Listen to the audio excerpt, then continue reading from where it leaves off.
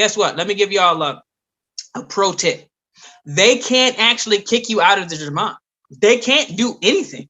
They never actually have been able to. Actually, did you know that if they were to try to kick a person, even at the peak, let's go all the way back to like 2001, right? Sometime in that era where it was like everything was like on its peak, or maybe 2004, something like that. When everybody thought Jelani was just the Mujahid of the century.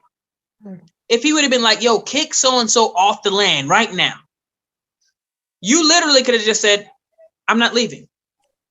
And then they would have, maybe they could have tried to physically remove you, but you could have just said, okay, I'm going to let the police know that you're trying to remove me from my home. Yep. And then they would have stopped and they would have never bothered you again. Because the only thing that TMOA members are scared of, I mean, as far as they have plenty of criminals. They have plenty of people that ain't afraid of the cops, plenty of criminals. But as far as the administration, the organization, the only thing that they're actually afraid of is to ever be seen as a criminal or doing anything illegal anymore. Maybe back in the 80s, they would have killed you.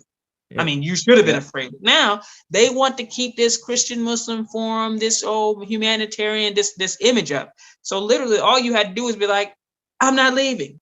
Yep. Yeah. And if you touch me, or if you come in my home, or if you step foot on my property in my yard, I'm going to go ahead and have the cops come down and help you.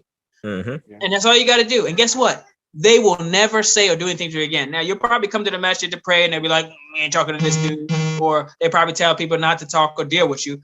But for the most part, you ain't even got to worry about it. You're never going to be kicked out of your home. Just try it. Just say, listen, if you try to kick me out of my home or touch my property, I am going to file a lawsuit.